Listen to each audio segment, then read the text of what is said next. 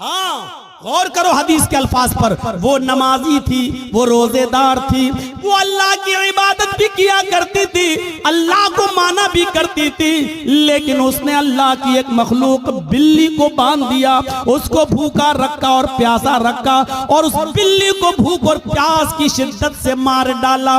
लेकिन जब ये औरत मरी तो अल्लाह ताला ने उसकी नमाजों के बदले उसको जन्नत नहीं दी, उसके रोजों के बदले उसको जन्नत नहीं दी, उसकी ज़कात और खैरात के बदले उसको जन्नत नहीं दी। अल्लाह के नबी फरमाते हैं अल्लाह रब्बुल आलमीन ने उस औरत को जहन्नम के अंदर दाखिल कर दिया, इसलिए कि उसने बिल्ली को भूखा और प्यासा रखा था और मार दिया।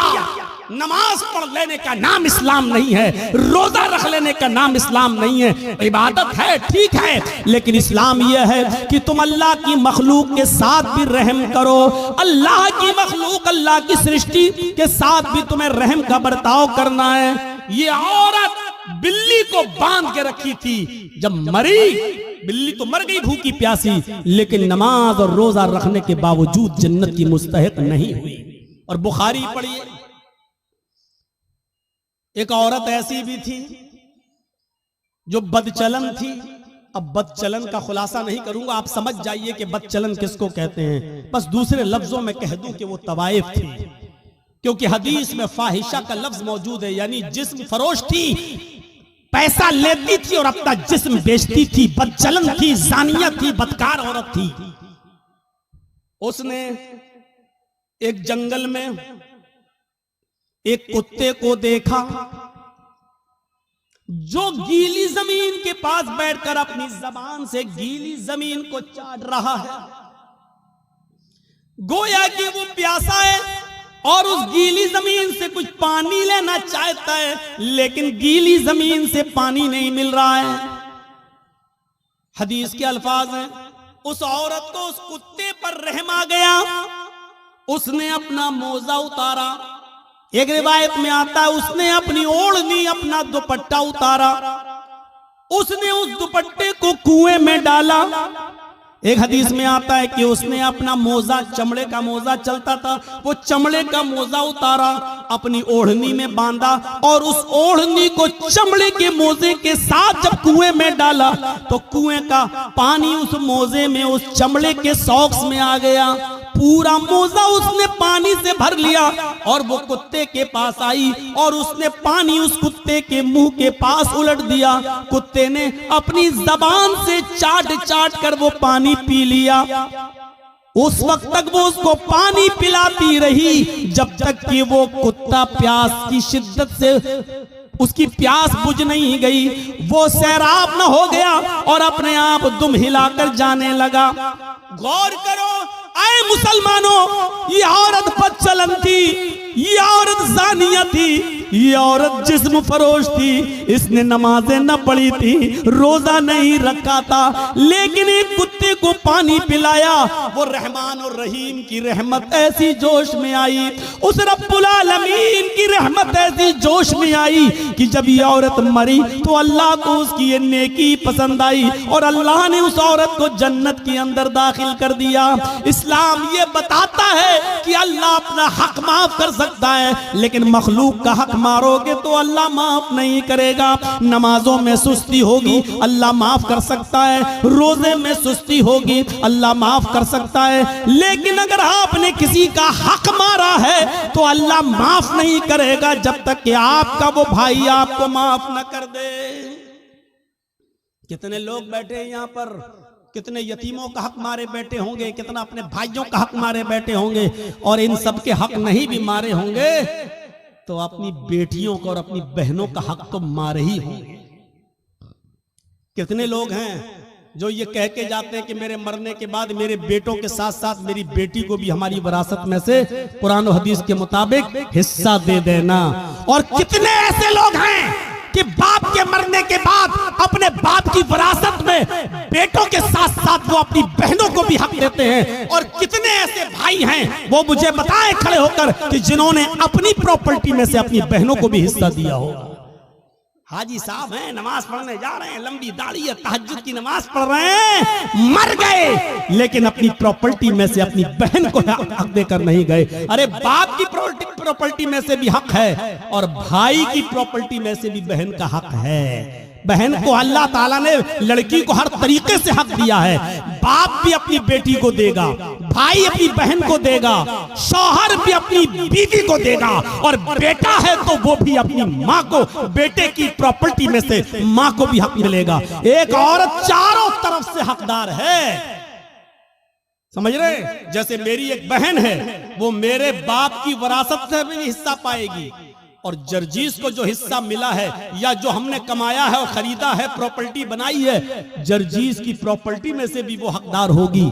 और वो जिस शौहर के साथ रहती है उस शौहर की प्रॉपर्टी में से भी उसको मिलेगा।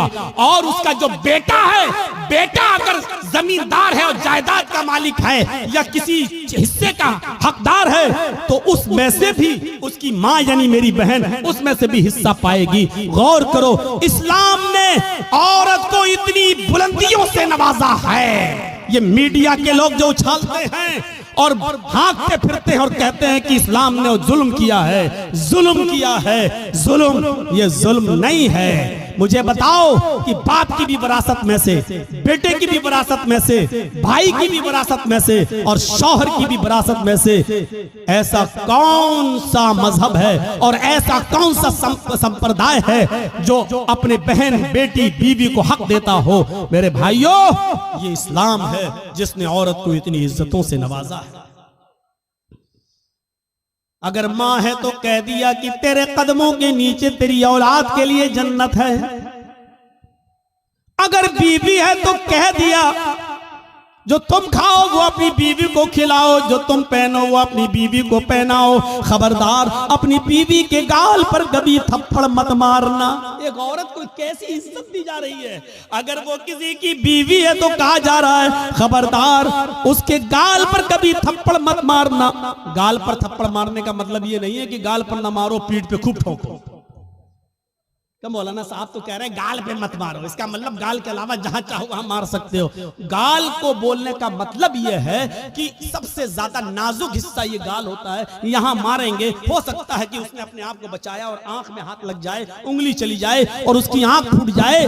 तो जब इतने नाजुक जगह पर मारने का हक नहीं दिया है तो औरत को मारने का मतलब यह ना गाल पर कि कहीं ना मारो।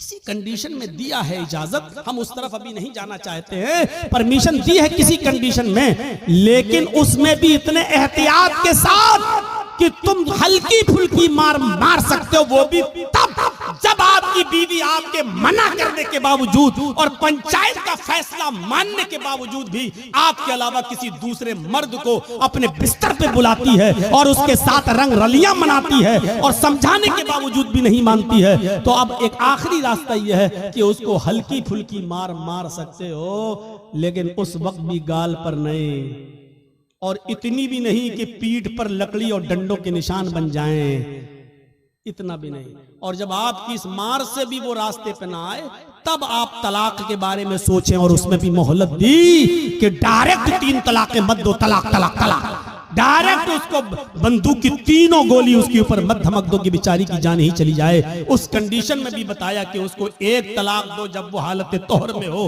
पाकी की हालत में हो, और फिर सोचने और समझने का मौका दो। और फिर जब वो दूसरा महीना आए और फिर वो दूसरे महीने तक नहीं मानती है, फिर भी हरकतें कर रही है, और दूसरे महीने में जब वो हालत तोहर में हैज से पाक हो जाए तब आप उसको दूसरी तलाक दे सकते हो। ताकि ये बहुत लंबा एक अरसा हो, यानी इतना मौका दिया है कि एक कमजोर दिल की औरत डर जाएगी नहीं, इतना। अब तो आखिरी रह गई है, तीसरे महीने में जहां तीसरी तलाक दी हम हमेशा के लिए हराम हो जाएंगे, मेरे बच्चों का क्या होगा, ये सोचने और समझने का पूरा मौका दिया है। इससे पहले अगर वो मान जाती है तो आप भी मान जाओ और उसको अपनी बीवी की शक्ल में कबूल कर लो, स्वीकार कर लो। मेरे भाइयों, बहुत संजीदा मजहब है इस्लाम।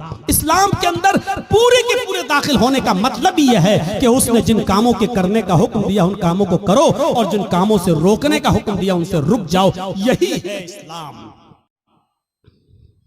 हजरत मुआज इब्न जबल फरमाते हैं कि अल्लाह के नबी सल्लल्लाहु अलैहि वसल्लम ने मुझे 10 बातों की नसीहत फरमाई। मुझे 10 बातों की वसीयत फरमाई। मुस्नद अहमद के अल्फाज हैं। इस हदीस को इमाम अहमद ने अपनी मुस्नद के अंदर नकल किया है और अल्लामा अलबानी रहमतुल्लाह अलैह ने इसको हसन करार दिया है। फरमाया अल्लाह के नबी सल्लल्लाहु अलैहि वसल्लम फरमाते हैं, हजरत मुआज इब्न जबल फरमाते हैं कि औसानी रसूलुल्लाह सल्लल्लाहु अलैहि वसल्लम बिअशरी कलिमात, कि अल्लाह के नबी सल्लल्लाहु अलैहि वसल्लम ने मुझे 10 कलिमात की 10 बातों की वसीयत फरमाई। ऐ मुआज ये 10 काम तुम कर लो, ये 10 काम तुम्हें हर हाल में करना है। मेरे भाइयों, मैं तशरीह करता हुआ चलूंगा लेकिन शायद मैं 10 तक न पहुंच पाऊं, इसलिए कोशिश करूंगा कि कम से कम 5 चीजें तो आपको बता ही दूं।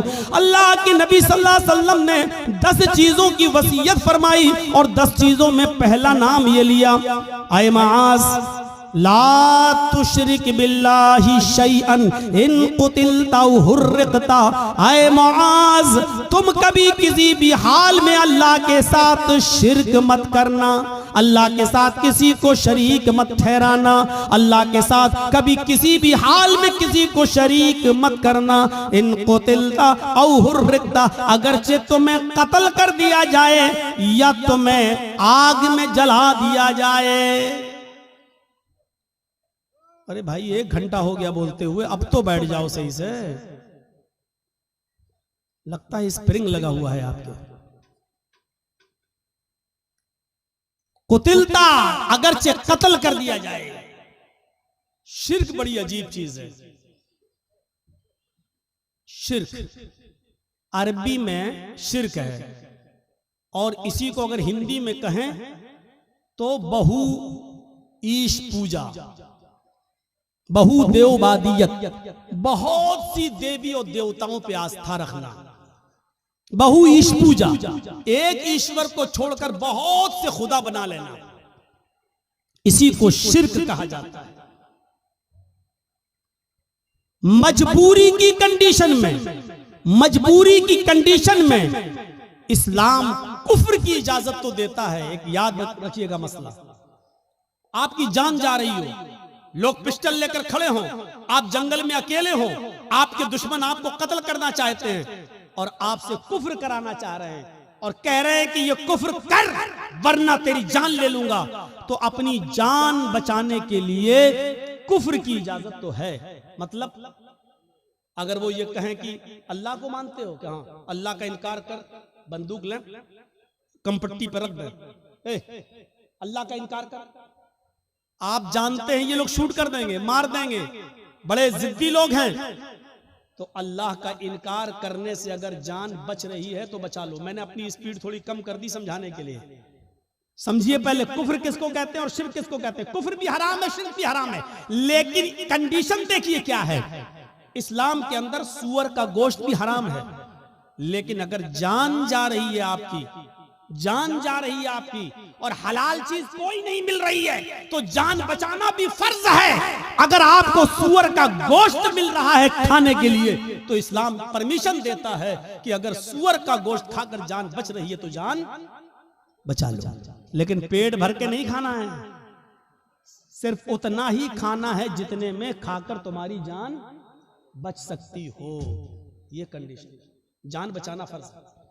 लेकिन कहीं फर्ज होने के बावजूद इस्लाम कैटेगरी देखिए, मजबूरी है और जान जाने वाली है, कुफ्र से करने से तो जान बच रही है। अल्लाह के नबी फरमाते हैं कि कुफ्र से जान बच रही है तो बचा लो, लेकिन दिल से अल्लाह का इनकार मत करना। उनके मुंह पे कह देना हाँ हाँ हाँ नहीं नहीं मैं अल्लाह को मानता ही नहीं हूं, मैं अल्लाह को मानता, सिर्फ जबान से कहना, दिल में अकीदा नहीं होना चाहिए। और जब वो छोड़ दे तुम्हें तो घर पे आओगे, अल्लाह तू तो मेरे दिल का हाल जानता ही है, मैंने मजबूरी में कह दिया था, अय अल्लाह मैं दिल से तुझे मानता हूं और तेरा इकरार करता हूं, अशहदु अल्ला इलाहा इल्लल्लाह व अशहदु अन्ना मुहम्मदन अब्दुहु व रसूलुहु। आपका इस्लाम कोई फर्क नहीं पड़ेगा, क्योंकि आपने जान बचाने के लिए अल्लाह का इनकार किया। अल्लाह का इनकार करने से जान बच रही है तो बचा लो, लेकिन यहाँ कंडीशन क्या है, ला तुशरिक बिल्लाहि शैअन इन कुतिलता हुर्रिकता। यहां इस्लाम, अल्लाह के नबी क्या कह रहे हैं, अगर तुझे कत्ल भी कर दिया जाए और तुझे जला दिया जाए, आग में डाल दिया जाए, ये काम करा लेना, लेकिन शिर्क मत करना अल्लाह के साथ। अल्लाह के साथ शिर्क मत करना। मौलाना जर्जीस मर गए, जर्जीस की कब्र बन गई, जर्जीस का मजार बन गया। बेटा बेटी अल्लाह से मांगो, आय अल्लाह 10 सालें हो गई, बेटा नहीं हुआ, बेटी नहीं हुई, अल्लाह मुझे नेक बेटा दे, मुझे नेक बेटी दे। ठीक है, अब आप जर्जीस के पास कब्र पे चले जाओ, मजार पे, और कहो बहुत अच्छे आदमी थे, आय अल्लाह तू डायरेक्ट मेरी नहीं सुनता है, इनके वसीले से हम दुआ कर रहे हैं, जर्जीस साहब तुम मेरी दुआ लेके अल्लाह के पास चले जाओ, जर्जीस साहब मुझे अल्लाह से बेटा बेटी दिलवा दो। यही शिर्क है। मैंने कह दिया जो कहना था। समझदारों के लिए इशारा काफी है, कोई जरूरी है किसी का नाम लिया जाए? जब बगैर नाम लिए बात बन रही हो तो नाम नहीं लेना चाहिए। मेरे भाइयों, मैंने अपना नाम ले लिया और क्लियर कर दिया, यह शिर्क है कि अल्लाह को छोड़कर किसी और को पुकारा जाए, किसी और से मांगा जाए। इज़ा सअल्ता फसअलिल्लाह, सवाल करो तो अल्लाह से, व इज़ा इस्तअनता फस्तईन बिल्लाह, और जब मदद तलब करो तो अल्लाह से। मेरे भाइयों, कोई कमपट्टी पर बंदूक रखकर ये कहे कि मैं इस पूरी कौम का सरदार हूं, मुझे सजदा कर, मेरे सामने झुक, मेरे सामने सजदा कर, या मेरे सरदार को सजदा करो, ये मेरे सरदार हैं, तो अल्लाह का इनकार करके जान बच रही है तो बचा लो। लेकिन अगर किसी को सजदा करके जान बच रही है तो यहां इस्लाम आपको जान बचाने की इजाजत नहीं देता, सजदा करने की इजाजत नहीं देता। यहां कहा है अल्लाह के रसूल ने, आए माज शिर्क मत करना, अल्लाह का इनकार करके जान बच रही है तो बचा लेना, लेकिन अगर अल्लाह के अलावा किसी गैर को सजदा करना पड़े तो किसी गैर के सामने सर झुकाकर अपनी जान मत बचाना। अगर वो तुम्हें मारना चाहे तो मार दें, कुतिलता कत्ल करना चाहे तो कत्ल कर दें, हुर्रिकता जलाकर आग में डालकर तुम्हें कोयला बनाना चाहे तो बना दें, राख करना चाहे तो कर दें। ये अपने जिस्म को दुनिया में करा लेना, लेकिन किसी गैर के सामने सजदा मत करना। अब आप समझ गए कितनी इंपॉर्टेंट बात है। अब हर मुसलमान गौर करे कितना % मुसलमान है। पहले तो ये गौर करे कि वो मुसलमान है या नहीं, फिर ये गौर करे है तो कितना %, कितना % वो मुसलमान है।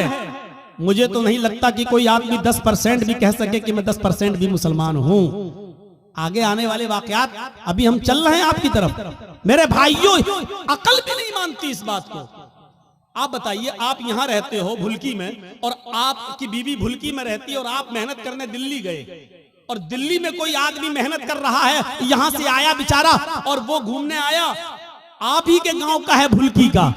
अब आपने दिल्ली में एक साड़ी खरीदी 5000 की, 10,000 रुपए की खूबसूरत साड़ी खरीदी, और खूबसूरत साड़ी उसके हाथ में देकर कहा कि भाई तुम तो भुलकी जा रहे हो ना, उत्तर दिनाजपुर मेरे गांव में जा रहे हो ना, ऐसा करो कि ये साड़ी मेरी बीवी को दे देना। शौहर ने मेहनत की, मजदूरी की, अच्छा कमाया, और उसके बाद एक साड़ी खरीद कर अपने दोस्त को दी और कहा कि मेरे गांव में जाना और मेरी बीवी को दे देना। दोस्त घर पे आया, दरवाजे को दस्तक दी, बीवी ने दरवाजा खोला, आइए बैठिए। क्या हुआ? आपके हस्बैंड ने आपके लिए साड़ी भेजी है। उसने साड़ी दी, ओह इतनी खूबसूरत साड़ी, आइए आइए बैठिए, चाय पी के जाइए। उसने दरवाजे खोले। अब हकीकत क्या है? उस औरत को तारीफ किसकी करना चाहिए, शौहर की या साड़ी देने वाले की? आपकी अकल भी कहेगी यार जिसने साड़ी भेजी है उसकी तारीफ, कितने अच्छे हैं मेरे शौहर, देखो इतनी दूर से भी मुझसे कितना प्यार करते हैं और मुझे कितना मानते हैं, मेरा ख्याल रखते हैं, साड़ी भेजी। अब वो औरत बजाय शौहर के तारीफ करने के अपने दिल के सारे दरवाजे इस साड़ी लाने वाले के लिए खोल दे। एक्सक्यूज मी, आइए चाय पी लीजिए, आप कितने अच्छे हैं, आप हमारे लिए साड़ी लेके आए हैं, चलिए कहीं डेट पे चलते हैं, चलिए कहीं घूमने चलते हैं। उसी की तारीफ के पुल बांधने लगे। और शौहर को अगर पता चल जाए दिल्ली में बैठे हुए आज के इस कंप्यूटराइज्ड दौर के अंदर कि कमबख्त साड़ी मैंने भेजी और बेगैरत दिल दे बैठी साड़ी देने वाले को, वहीं से मोबाइल करेगा, फोन की घंटी बजेगी, बीवी उठाएगी, कुछ सुनेगा नहीं, कहेगा तलाक तलाक तलाक। कम बखत, साड़ी मैं भेजू तारीफ दूसरे की कर रही है, साड़ी मैं भेजू घूम रही दूसरे के साथ। अल्लाह ने नबियों को भेजा, रसूलों को भेजा, पीरों को, वलियों को भेजा कि जाओ तुम मेरे दीन का प्रचार करो और इस्लाम की और तौहीद की दावत को बुलंद करो। बजाय इसके कि हम अल्लाह की हमदो सना बयान करें, उसी को मुश्किल कुशा माने, उसी को हाजत रवा समझें, अब हम अल्लाह को छोड़कर कहें कि तुम्हारे दर पे आया हूं, झोला झोली भर के जाऊंगा वरना मर के जाऊंगा। तो मेरे भाइयों, इससे बड़ी बेगैरती की बात क्या हो सकती है? जैसे एक शौहर अपनी बीवी की बेगैरती बर्दाश्त नहीं कर सकता, ऐसे ही अल्लाह भी इस बेगैरती को बर्दाश्त नहीं कर सकता कि बंदा मुझे छोड़कर मेरे ही हम ही तुम्हारे जैसे बंदों से मांगे। अरे तुमको खाने की जरूरत पड़ती है, उनको भी पड़ती है, तुम पीते हो वो भी पीते हैं, तुमको बुखार आता है उनको भी आता है, तुम्हें सर में दर्द होता है उनको भी सर में दर्द होता है, तुमको पेशाब पायखाने की जरूरत होती है उनको भी होती है। वो खुद हमारी रोजी रोटी के मोहताज हैं, वो खुद हमारे मदद के मोहताज हैं, वो तुम्हारी मदद क्या करेंगे? मेरे प्यारे साथियों, इस चीज को समझ लीजिए तो इस्लाम के अंदर पूरे के पूरे आप दाखिल हो जाएंगे। तो पहली चीज यहीं पर स्टॉप। ला तुशरिक बिल्लाहि शैअन इन कुतिलता हुर्रिकता। पहली चीज काट दिया जाए, टुकड़े टुकड़े कर दिया जाए या जला दिया जाए, अपने आप को जला लेना, कटवा लेना, लेकिन गैरुल्लाह को सजदा न करना, शिर्क मत करना।